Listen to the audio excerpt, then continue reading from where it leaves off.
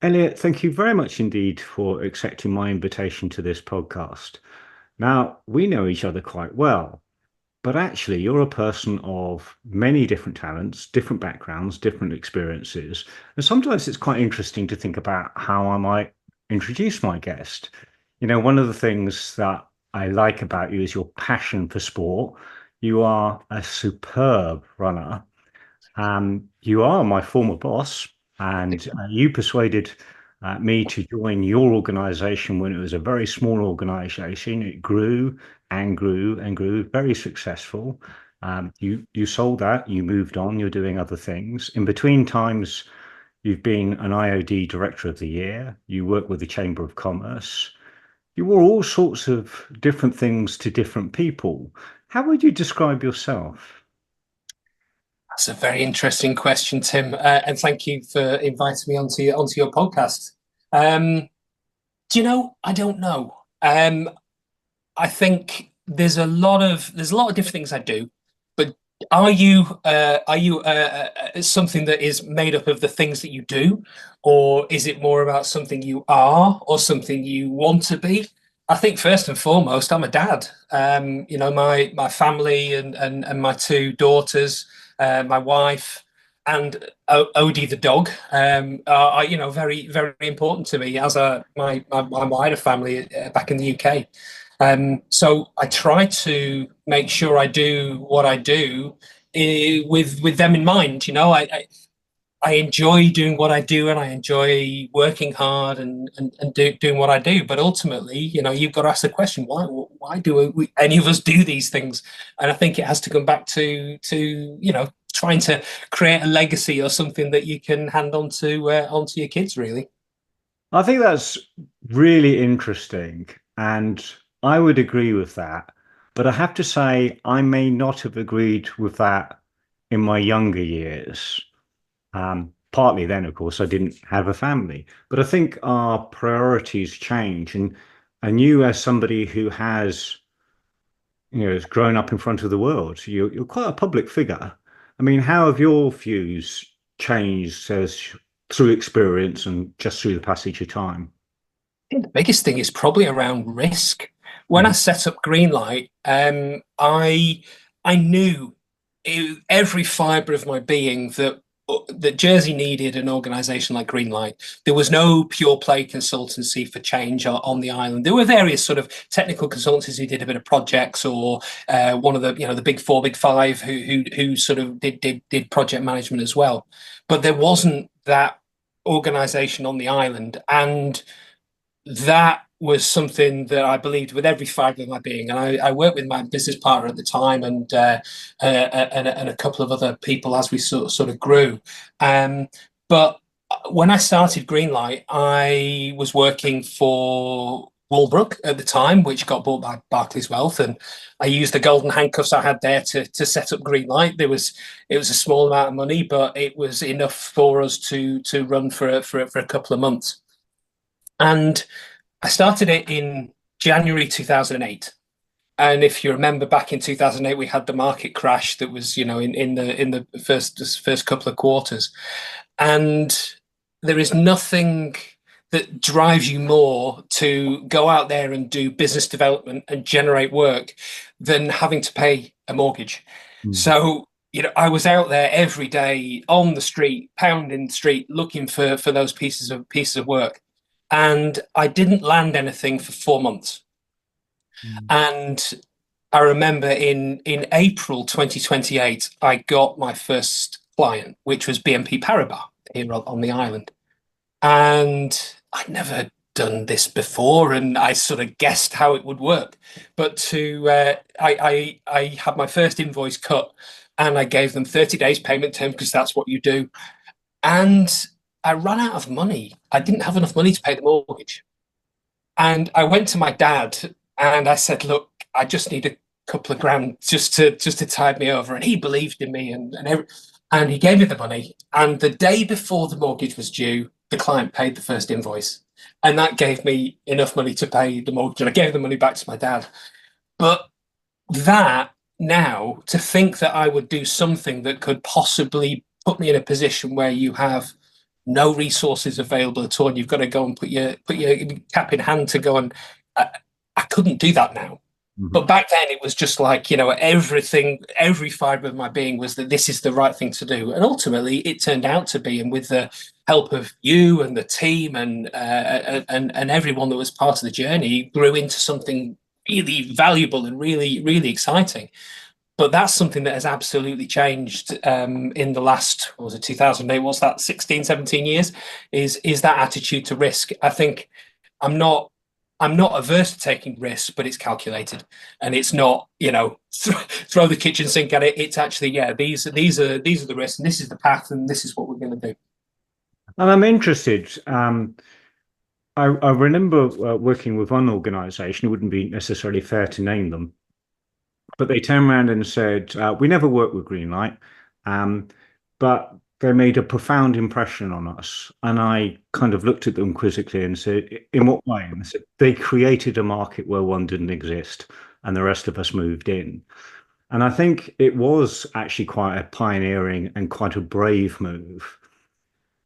But I reflect now, would it be successful now? I think now with things like AI, with the knowledge and expertise that was locked up in people, now is pervasive and everywhere on the internet. Arguably, there is too much knowledge on the internet, and the real challenge is curating it and picking it. I mean, what would it be like now starting up, do you think? What would your advice be to an entrepreneur who is going to do a green light or something similar? I think the need for very good, very um, very I don't know what the word is, just good, detailed project management, program management, change management has never been higher. I mean, Mhm. when we set up Greenlight, I mean, the way that communication happened, we were still faxing. We were still, we were, email was the primary source of information. Now I can sit here and I can probably receive information on about 15 different channels.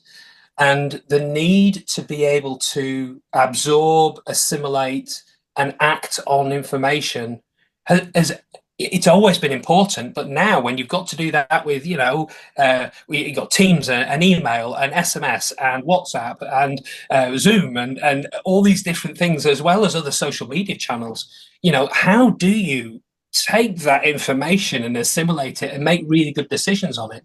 So I think that, the good, the people who do change management and project management well don't stay and do it or always do it the way that they've always done it. You've got to, these are things that have always worked for me, but this is where we're going, and it may be that I need to modify and change the way that I'm doing what I'm doing.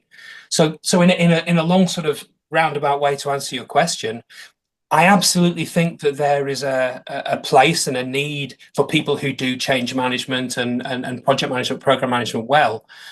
But the green light we created 16, 17, 18 years ago, I think would struggle today, because it's, you've got to be able to sell what is it that you do? What is the product that you provide?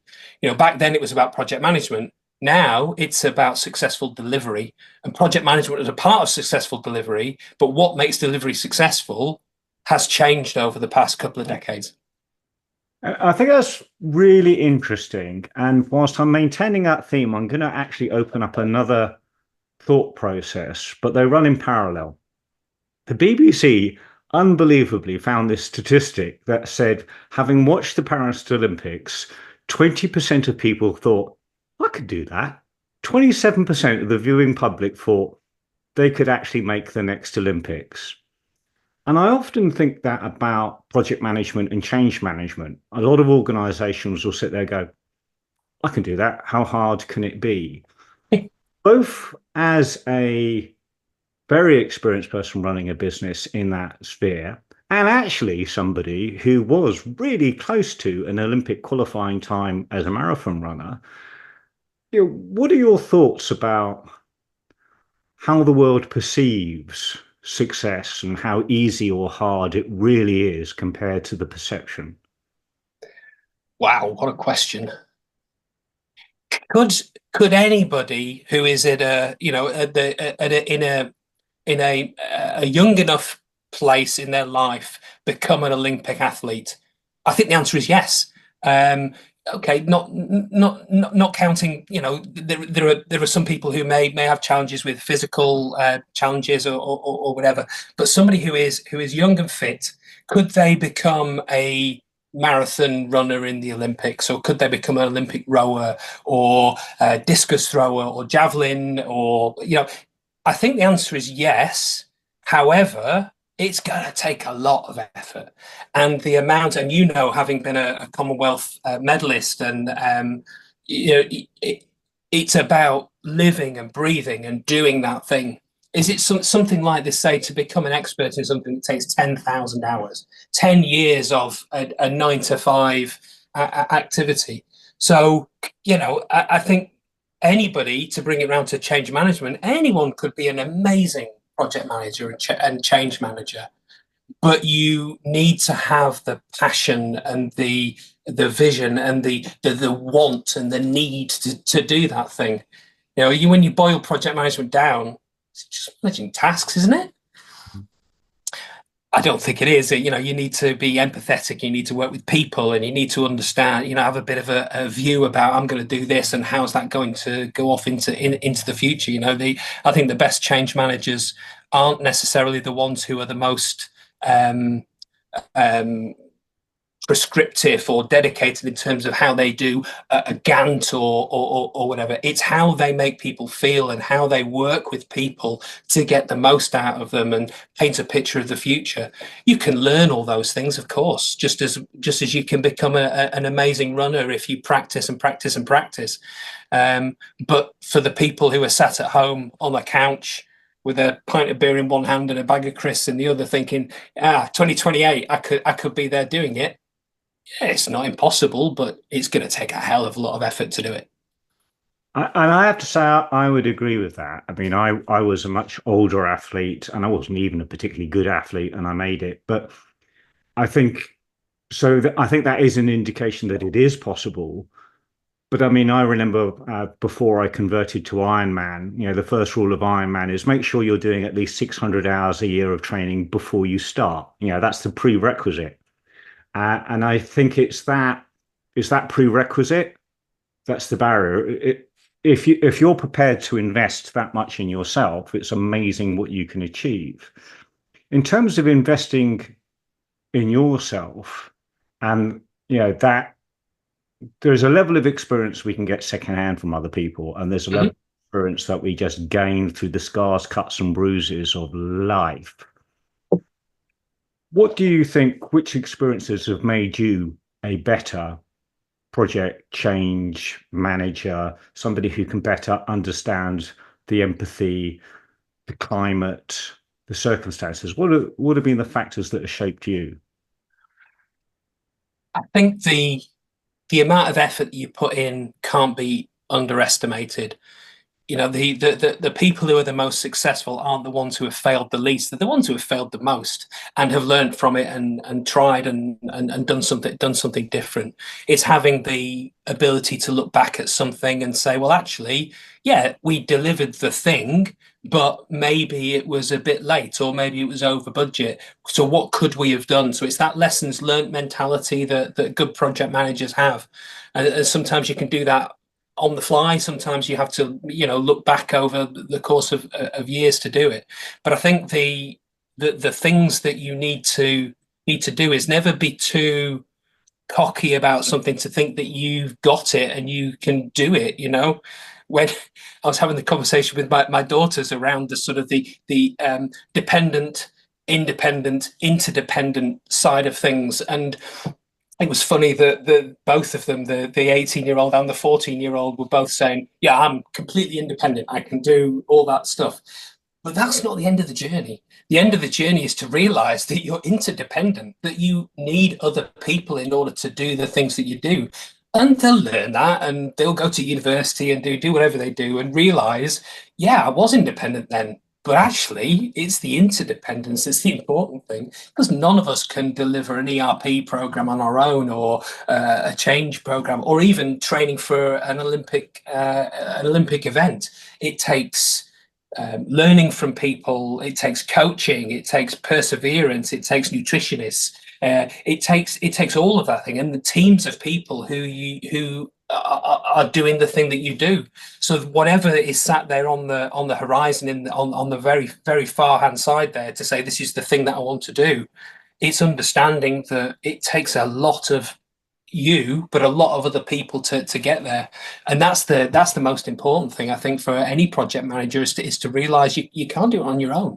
You need to work with, for, amongst, with people that you get on really well with, or you don't get on really well with. But it's all, at the end of the day, all of that stuff is around how you deliver something in an interdependent fashion.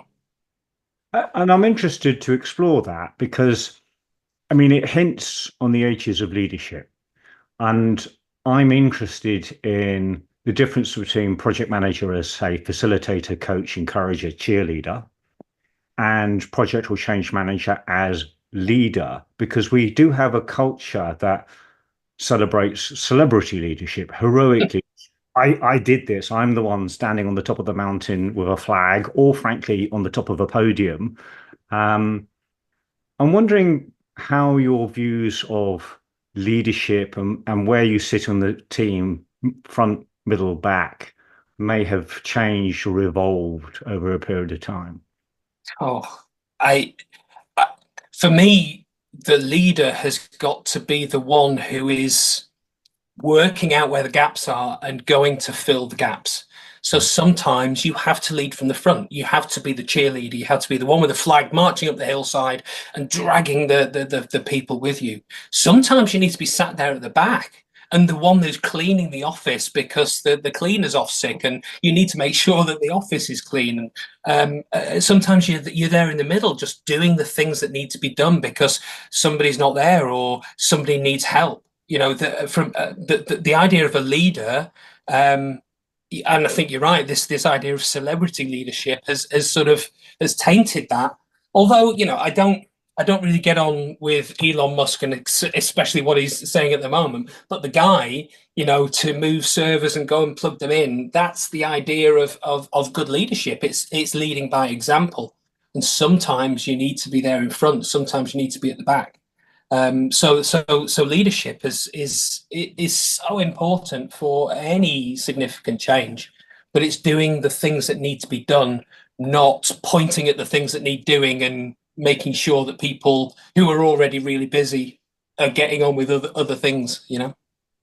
And I think that's worth exploring because, in my experience, it may or may not be your experience, but sometimes when you're embarking on a change project and the client says, "Look, we really want to achieve A," and you're looking at A and go, "I get that you want to do A.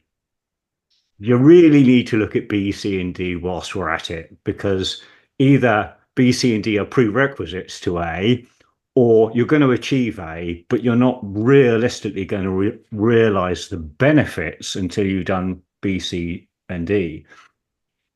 And I think there's something really interesting there about project leadership. To what extent do we just satisfy the client? To what extent do we inform and educate the client, persuade the client? To what extent do we sit there and go, this is really what we need to be doing? Because it is that element of interdependence. It is about leadership, but it's also about, the art of being a good servant. I think the word trust comes into this a hell of a lot. You need to be able, especially as an external project program manager like myself, you need to be able to have those honest, forthright conversations with the client. I want to do A at the complete detriment of everything else. Well, I don't think that's the right thing. And this is what I think is the right thing. It's about being constructive about it. But at the end of the day, you need to have people around you that trust you, whether that's the sponsor on a project, or the most junior business analyst on the project. You need to create that trust. And you can't demand trust, although I know a lot of people do. But you can't demand it. It's only created by proving that what you do and what you say are completely cohesive and aligned. And those sort of, I want to do A, but I don't want to do B, C, and D. Maybe that's the right thing, but with the data that you've got and the information you have, actually, I don't think that's right. There was an interesting thing I did with an organization a while back, and I made the statement: nobody ever makes a bad decision. And we had a really long discussion about it because there were people in the room that completely disagreed with that. Mm-hmm. But I said to them, tell me a time where you've had the information in front of you and you've decided to do something that isn't the best decision.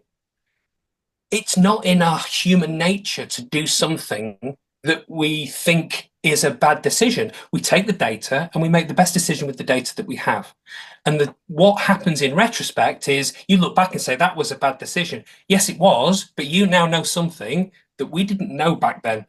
So the job of a good change manager, a project manager, is to try and surface all of that information. And if a sponsor is pushing you in a direction because they truly believe that's the right thing to do, but with the facts in front of you, you disagree with that, there's some information missing. There's something they're not telling you. It's something they can't tell you, or something they won't tell you, or something that is about their personal life or something. But those sorts of things are generally, if you're misaligned with a sponsor, it's because you're not in the same place as them. So your job to make change right is to try and see things as far as possible from the sponsor's position and try and fill those gaps in of the data that is leading you into a certain place. And you get that by asking questions. And ultimately, if you keep probing, you'll come up against, I can't tell you that. Right, fine. So there is some information that I've not got, but I now trust you that this is the right thing to do because of something I'm not aware of or something I will be made aware of in the future. And I think that's very insightful. And I would agree. It reminds me of a quote by John Maynard Keynes when he was accused of flip-flopping on something. And he said, look, I change my mind when the facts change. How about you, sir? And I think there is a point about an absence of data that sometimes leads to suboptimal decisions, but sometimes actually a decision, even a suboptimal one, is better than none at all. But I'm also interested in the idea that even with the full data, data changes in priority and merit. Now, this is an unusual case, but if you take, for example, the post office inquiry, if you look at some of the decisions that were made, they weren't made in the absence of data. They just evaluated certain data, for example, protecting the brand, higher than other data, overturning these slightly unsound convictions. And I'm really interested in how, not just to ethics and morals, okay, but that's clearly a thing, but how the context of doing business, what's acceptable, what's not acceptable, how we value success. For example, climate and sustainability will be on the agenda where they absolutely were not 50 years ago. And if they were, it was unique and unusual. And I'm just interested in how context has changed as well as data. Interesting. Do you think that the post office would have gone the same route that they did with the convictions that got overturned had they known not just what was there in the data, but what was going to be happening in 2023, 2024 in terms of people who were up in front of all sorts of committees and stuff explaining? I think they might have changed their mind. And also, at the end of the day, if you're looking at a spreadsheet and the numbers don't tally and there's something missing, of course you're going to go to Occam's razor. You're going to see the most simple answer, which is it's being stolen. And then people can latch onto data like that, and then it becomes almost like a quest. I truly believe that this is the case, and at the detriment of everything, I will prove that this thing is what it is. But you're absolutely right, and I think it's a challenge that we have with the political system at the moment, is that a politician believes something and they change their mind because of data, they're seen as flip-flopping, and that's terrible. That's an awful position to be in. Because if I truly believe something and I see something that completely turns that 180, I will be a complete fool to continue to believe the thing. But so many people do. So yeah, it's a challenge, and context of data will develop over time. Something that you don't think is important over here will become massively important over there. The climate and the sea temperature, 100 years ago, it was like whatever. I mean, but now it's massively important. So yeah, that we all need to be part of that machine that is looking at and analyzing and going back. It's this lessons learned thing. If I knew now what I knew back then, would I have started the project?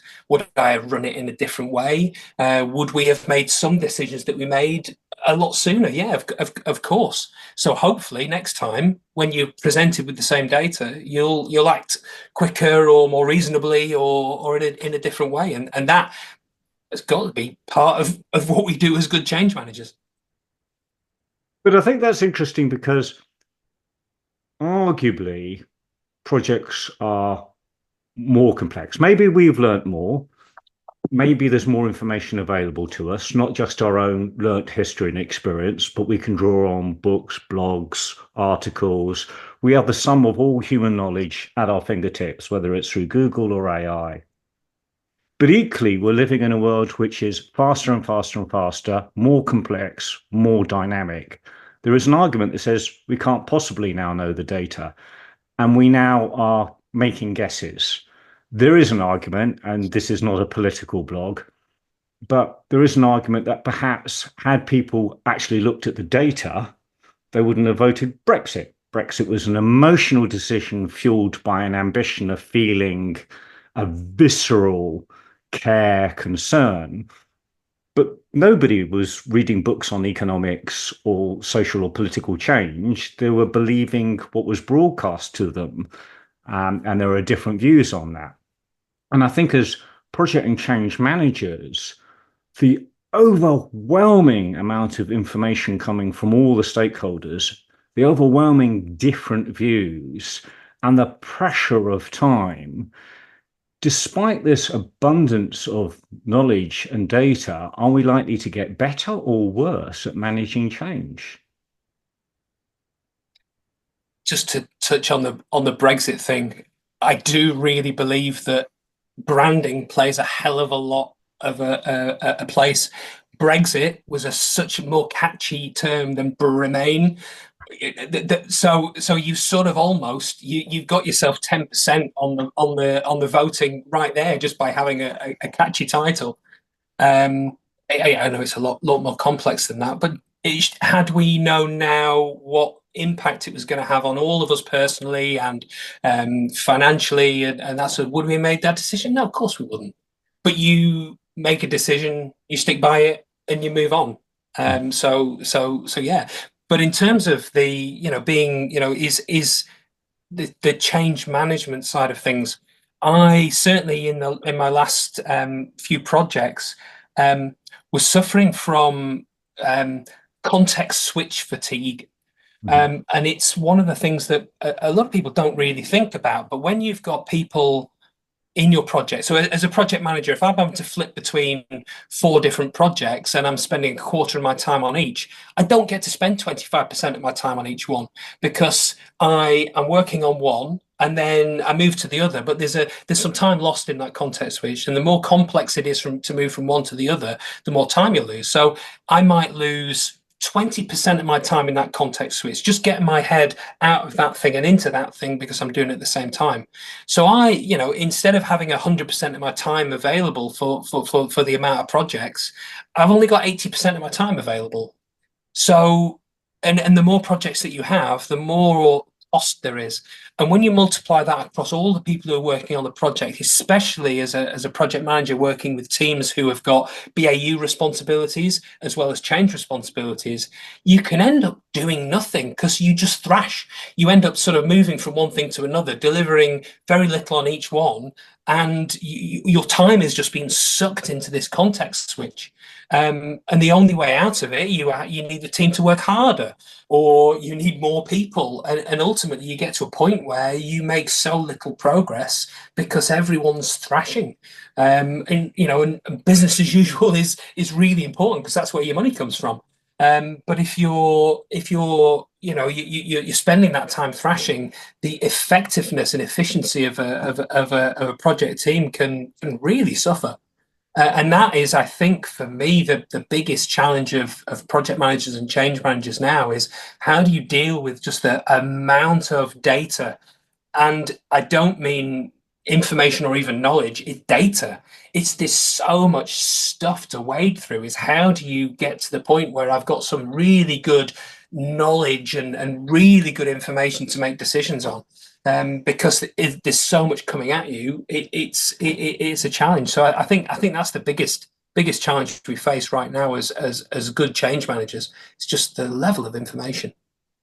And I think this is where I don't think sport is always a good metaphor for business. I think the type of personality or approach to sport doesn't always suit business. Apart from anything else, sport tends to have a target date for the London Marathon or a particular event, whereas business is longer than that, involves more people and involves more factors. But what's wonderful about sport is if you're going for a London Marathon time, say 2:20 or 2:40, you have a date, you have a time, and then you sit there and go, what is it that I need to do to achieve that? And everything else is pretty much de-scoped, and you're laser focused on that thing. And there will be other things that you have to do, but you're kind of, I'll address those other things after I've achieved the qualifying time and things like that. And I think one of the challenges that athletes are really good at, that companies are probably quite poor at, is that selfish prioritization that says we absolutely have to do this thing. And it's not like the other stuff is not important, but if we try and do everything at once, we'll fail. And yet so much change management is nothing, nothing, nothing, everything all at once. There's two words that spring to mind. One is scope and one is priority. If you're training for a marathon or you're trying to deliver a really complex project, scope is really, really important. What is it that we need to do? And when are we looking to do that? But what are the things that we really need to focus on? It's funny when I enter a marathon or a half marathon, there'll be a point of time in the future, let's say 3 or 4 months, and that sort of sets something off in my head. It's like, right, we need to that's the thing that we need to do. And I have a little Excel spreadsheet that I look at, that I've got this amazing training schedule. It's really hard work, but it's called Mike Grattan's Hard Marathon Training Schedule. And Mike Grattan was, I think it was 1986 London Marathon winner. Yeah. And it's like this 2 times a day, really hard work. But I've got this spreadsheet that basically I push into Outlook, and it creates the times on the so my morning run and my evening run, and that is what I do. So I will leave work at that time and I will do this thing, and I will run into work and I will do that thing. So what it does is it focuses you that these are really important things, because if I don't do these things, I'm not going to achieve the thing that I want to achieve. And we need that laser-like focus in business. What is it that's important and what is not important? Now, there's more than just one thing that we're delivering in a project, but we need that focus. And then it comes on to prioritization. Now, you can only have one priority, but how many people? What's my priority list? Oh, these are the top 10 priorities. You can't have 10 top priorities. You have a priority, and that's the thing that you're focusing on right now. Priorities can change, get that, but that's the thing that we're focusing on. And this is one of the challenges that we have with all the information and this context switching is that you're forced to have multiple priorities. But we're human beings. We need to focus, and when we focus, we can deliver. I have an ongoing argument with my wife around multitasking. I said there's no such thing as multitasking, just multi-failing. She disagrees and she thinks it's something to do with male and female brains. But I really truly believe that if you are laser focused in the thing that you want to achieve, you can absolutely achieve it. And it took a few years, but I did my PB in a marathon is 2:44, which is right there in the top. You know, it's small, is it 0.1% or 0.2% of all people who do marathon running. And the only reason I got there was this training schedule and prioritizing. It doesn't mean that other things aren't important, but this is the thing that I'm doing, and right now, this is the thing that I'm getting up to. That was probably 8 years after I gave up smoking. I smoked for 18 years, from when I was about 16 to when I was 33. Mary got pregnant. My wife got pregnant, and that was it. We both gave up smoking, and I needed something else to do. And I found that I had a bit of a penchant for running. But it was only with that systematic application of the training schedule that means that I could go from effectively, being a 4 or 5 hour marathon runner to being a sub-3 marathon runner.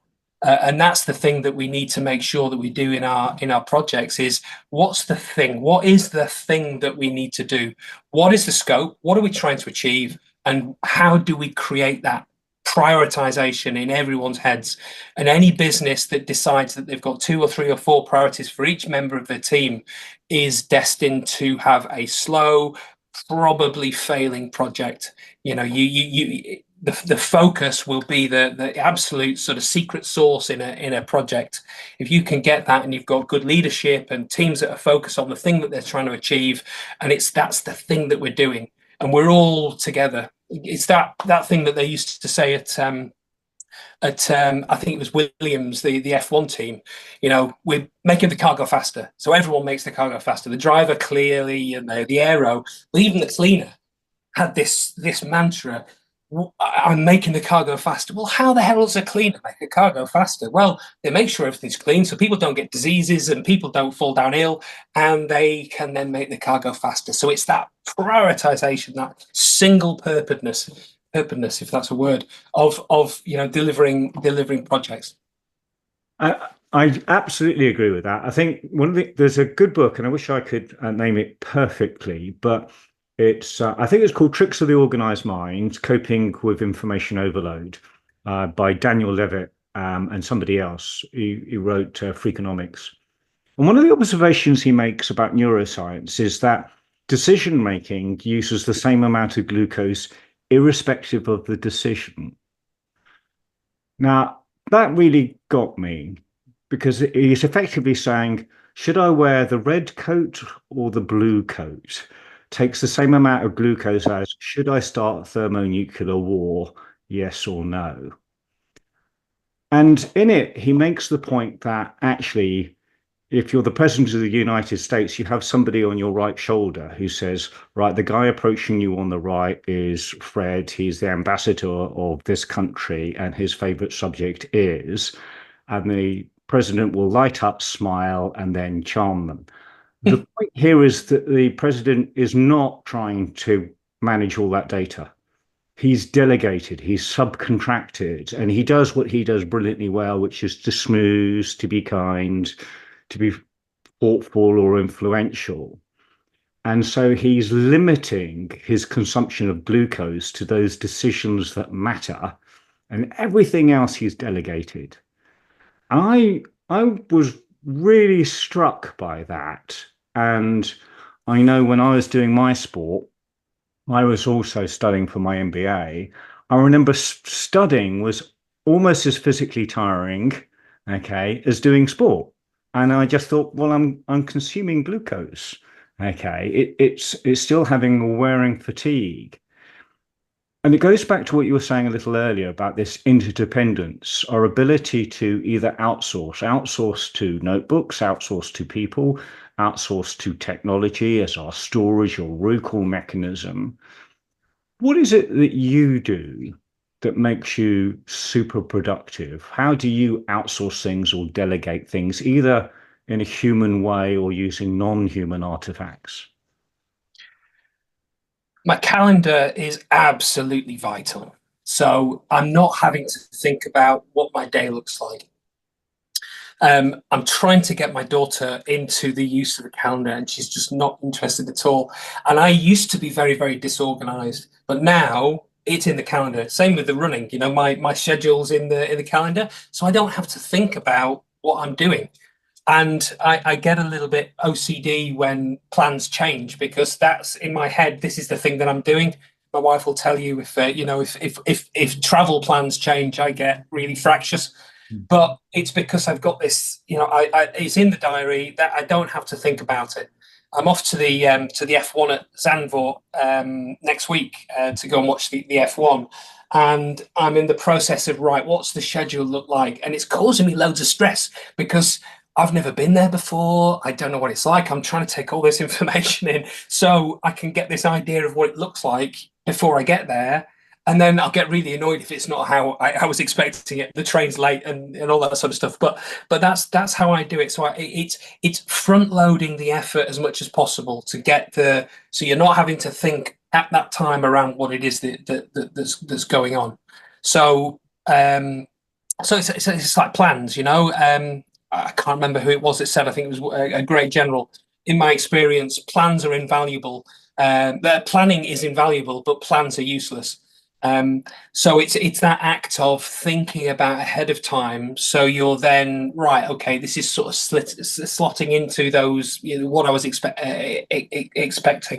But I think that sort of front loading as much as possible. I think I'm a really bad procrastinator, really bad. So what I do is when I have something to do, I do it straight away. There's I don't know if you know the book Eat That Frog. And it's like if the worst thing if you eat a frog first thing in the morning, it'll be the worst thing you do all day. There's some real good stuff in there in terms of right. Let's just do it. So let's not leave that email in your inbox. Let's put it there. And for me as well, I will make sure that if I've got to do something and I can't do it right now, I'll put it in my diary. So it'll be sat there, and I know that I'm going to do that thing when it happens. And of course, things change. You get ill, so you can't do a training session, or the car breaks down, so you can't go and visit.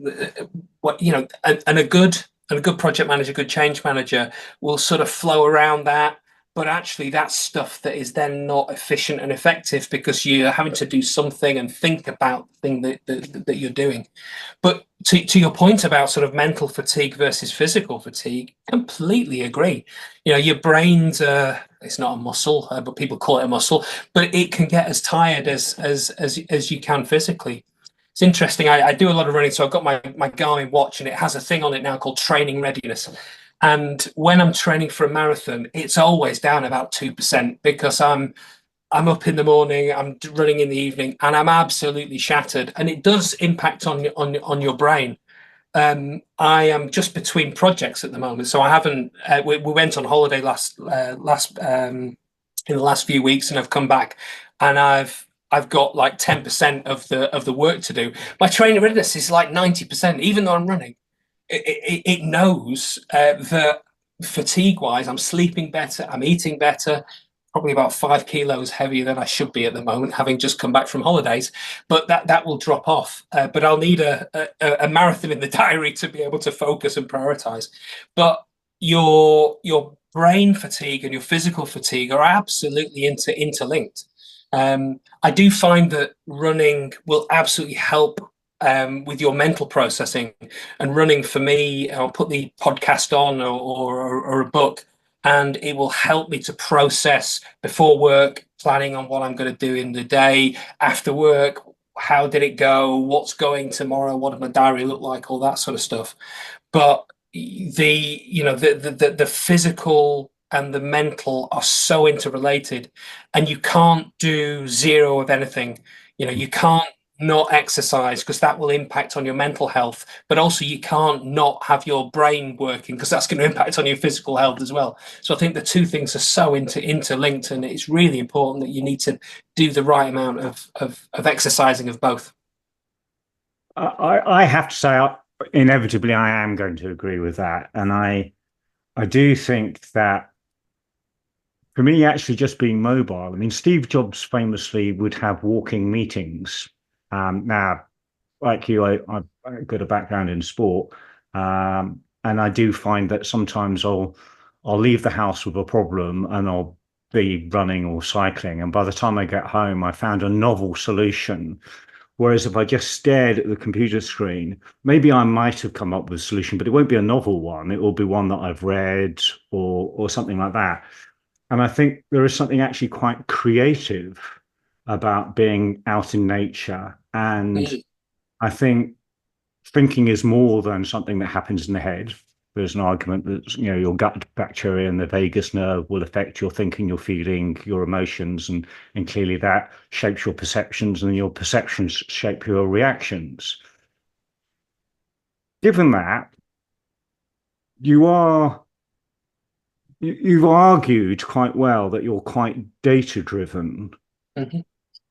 but to what extent do you kind of also go with the flow, that you are also quite relaxed? Because kinesthetic people, athletes like yourself, normally are very in tune with themselves, with nature, are flexible. I mean, how does that side of you play out? Depends what it is. If it's a subject I'm very um, uh, deeply sort of, I understand really, really deeply, I'll be less swayable than something that I'm just skirting around the edges on. You'll have this. I certainly have this in terms of, the projects that you're there to deliver aren't necessarily always in your absolute sweet spot in terms of the subject matter, because otherwise we'd just be running projects about projects. So one of my big projects in the last couple of years was implementing an ERP solution for a client, and it was a big piece of work, and it touched lots of different parts of the organization as ERP projects do. And I'd picked it up after there'd been a couple of other program managers before me, and they treated it like a big project. And instead of thinking about actually what is it that we're doing here, it's there's a set of requirements and a set of tasks that need to be delivered, and completely forgotten about how it's going to affect the organization and the people and that sort of stuff. But it was in a subject that I wasn't necessarily too au fait in. I understand how to read a P&L and a balance sheet, but I understand a lot more now about how finance functions work than I did a couple of years ago.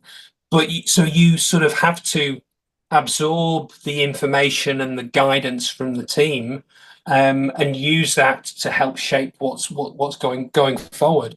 And I think any project manager who completely closes down, they know best, and that's what's being delivered, will lose the team. And it comes back to this interdependence thing. It's you need the team with you to get things delivered. So you have to be as flexible as you need to be in order to achieve the thing that you need to achieve. If I'm going from St Helier to St Oban, there's not really that many different routes. And if I might be running, so I might go along the beach or along the avenue. I might go up on the inner road. But if I'm going from Jersey to Paris, loads of different ways I can go, and it may be that one is the right thing to do. It may be a cost or a time or your sightseeing that is driving you into the route that you're going. But there will be someone there, whether it's an expert, SME, a subject matter expert in the project, or a sponsor, or someone in there that actually we with all the options that we've got, we think this is the right thing to do. So you work with them to make sure you're going along the right route. And I think that any project manager who's closed to that external input is not going to be as successful as somebody who listens and we make a decision, and the people who have a feeling about which way we should have gone and we haven't gone that way understand why we've made the decision. And it's not just I'm not listening to you, you're too junior. Everyone is part of this, so everyone has the right to understand not just the what but the why. And I'm interested in learning and reflection and listening and decision making, because arguably there are three ways that we can do this. We can have a breadth of learning so that you have sufficient understanding of a broad range of subjects that you can engage many stakeholders. You can have a depth of learning that says, I am the subject matter in this field. Trust me, I really know how to do this efficiently, effectively. And the one that I think is emerging and of increasing importance is speed of learning. And I think AI is a really good example where the speed of learning, the speed of adoption and flexibility and embracing. But I think it's really challenging to be broad, deep, and fast. So how do you blend those into your approach, or what different combinations do you use in different circumstances? It's probably choose two of three, isn't it? You can have time, cost, and quality, but you can't have all three. Yeah, it's interesting, and you bring up AI. I think it's a fascinating subject, and I think we've only scratched the surface of where we're going to go with AI. There isn't a single job on the planet that isn't going to be affected by AI in some respect. But what's more important, is it the speed of a decision or the quality of the decision?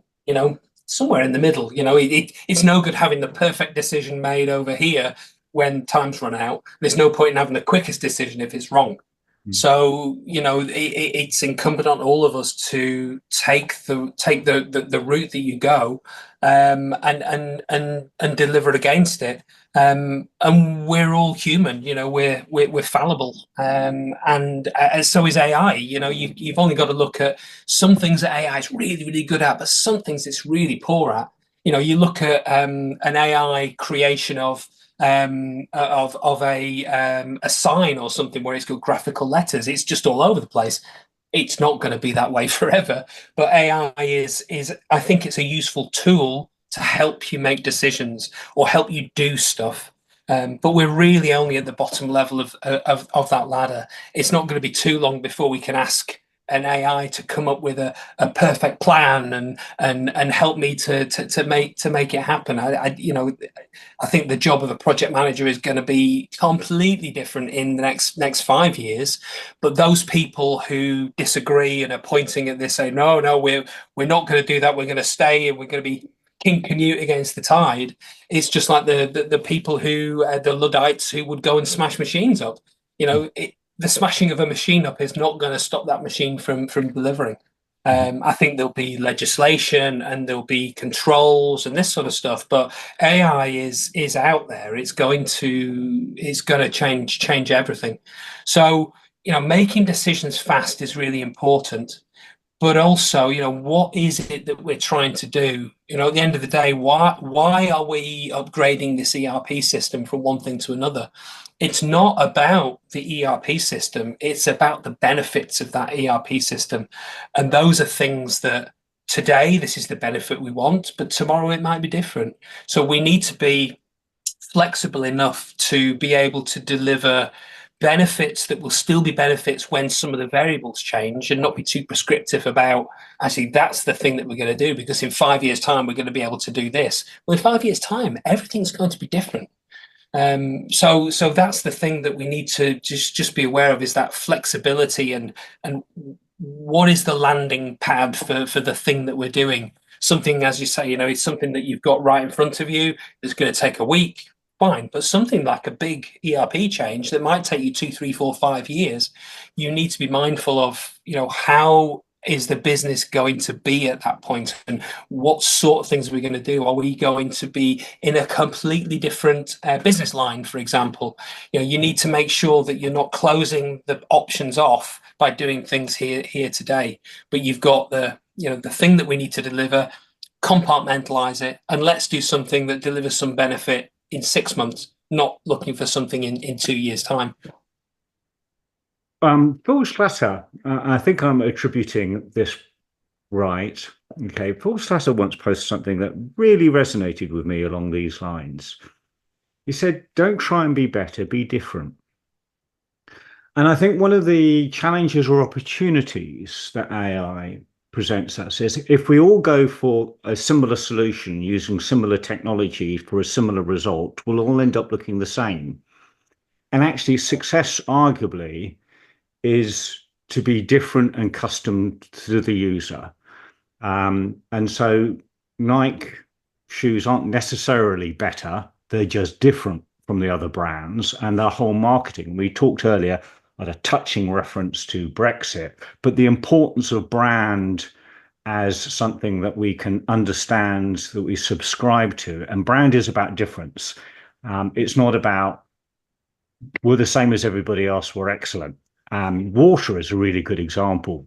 It's all water, but how we brand it means that this bottle we can charge £1 for, and this stuff comes out of the tap, and it's 30 pence, and it will be the same human quality in terms of consumption. So I'm really interested in your thoughts around what makes you different, what makes your approach different, the importance of difference in a world where actually we seem to be charging towards similarity. I think if you look in the natural world around survival of the fittest, it's not about survival of the fittest of the current ecosystem. It's about the ability of a species to change. So you can create a whole heap of animals that all solve this problem in nature in a very similar way. You change nature in some way. So maybe the thing that they eat has some sort of blight, so they can't feed anymore. It's the animals that are most adaptable to change that are the ones that will survive. And I see business as no different to that, really. You create things, you create an ecosystem, and branding is a way of attracting people to your brand. But how do you deal with a fundamental change in something that stops those people being attracted to that brand? Well, the businesses that reinvent themselves and the businesses that can quickly do something different are the ones that survive. So you look at the pandemic, the businesses that did well in Jersey and survived through that period are the ones who adapted. So quickly getting people to work from home, or a restaurant that went online for delivery, those things are absolutely vital. And that's incumbent on every one of us that's involved in change, is to be thinking about what's variable and what's not. So the thing that we're delivering, how, as far as possible, and you can't account for every eventuality, but the ability that we will put something in place that is flexible enough. So as we're going along the route and delivering the thing that we're delivering, it's delivering enough of what you need right now, but also not precluding the ability to do stuff outside of it.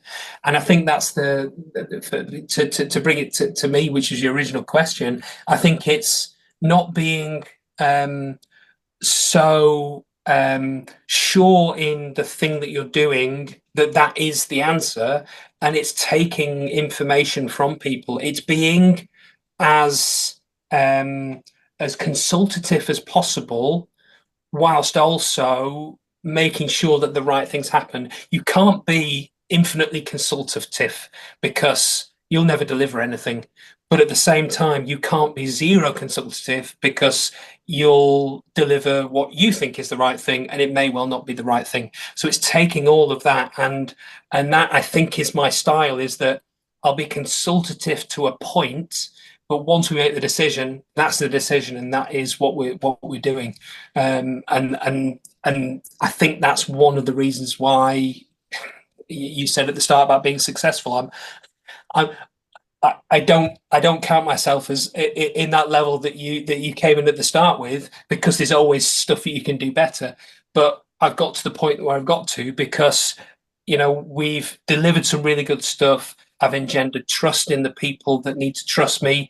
And, at the end of the day, we're delivering really good, interesting stuff that has stood the test of time. You have such a great knowledge, experience, different ideas, a really good way of articulating them. I would love to invite you back in the future, but for now, Well, Elliot, this has been brilliant. I enjoyed it. Thank you very much, Tim. It's been great talking to you. The last hour has gone very quickly. It has, it has. Elliot, thank you very much indeed. Thank you.